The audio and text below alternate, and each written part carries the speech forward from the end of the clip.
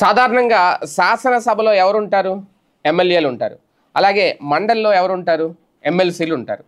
అయితే ఈసారి ఒక కొత్త వినూత్న కార్యక్రమానికి శ్రీకారం చుట్టబోతోంది ఆంధ్రప్రదేశ్ రాష్ట్ర ప్రభుత్వం.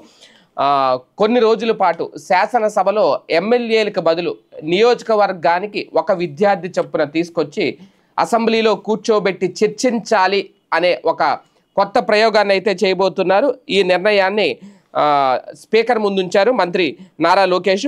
శాసనసభ నిర్వహణపై విద్యార్థులకు అవగాహన కల్పించాలని నిర్ణయించారు. ఇందుకు ప్రత్యేక సభ నిర్వహించేందుకు అనుమతి ఇవ్వాలి అనేది స్పీకర్ అయ్యన్న పాత్రుడిని మంత్రి లోకేష్ కోరారు. నవంబర్ 26న రాజ్యాంగ దినోత్సవాన్ని పురస్కరించుకొని ఇదే సభలో విద్యార్థులే సభ్యులుగా సభను నిర్వహించాలి అని చెప్పి భావిస్తున్నారట. విద్యార్థులకు బాధ్యతలు, చట్టాల రూపకల్పనపై అవగాహన పెంచేందుకు ఇది ఉపయోగపడుతుంది.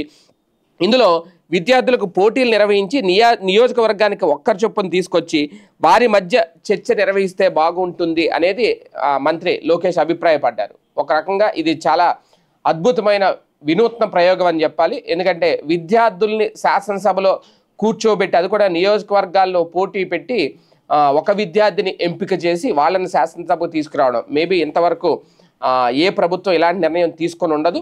నిజంగా అలా కనుక జరిగితే వాళ్ళకి అవగాహన రావడంతో పాటు ఆ నియోజకవర్గంలోని సమస్యలు నేరుగా ఒక విద్యార్థి శాసనసభలోకి వచ్చి చర్చించడం అనేది నిజంగా ఒక అతిపెద్ద ప్రయోగం అవుతుంది. ఓకే, ఇది సక్సెస్ అవుతుందా, తర్వాత ఏం చేస్తారనేది తర్వాత విషయం. కాకపోతే ఇది ఒక కీలకమైన మెట్టు ఆంధ్రప్రదేశ్ పురోగతికి సంబంధించి విద్యార్థుల్ని శాసనసభలోకి తీసుకొచ్చి కూర్చోబెట్టడం అనేది. ఇది నవంబర్ 26న ఈ నిర్ణయం తీసుకోవాలనుకుంటున్నారు. దీనికి సంబంధించి ఇంకా మరి ఆదేశిస్తారా, స్పీకర్ అనుమతిస్తారా ఏంటి అనేది ఇక నెక్స్ట్ ప్రభుత్వం చేసే ప్రకటన మీద ఆధారపడి ఉంటుంది.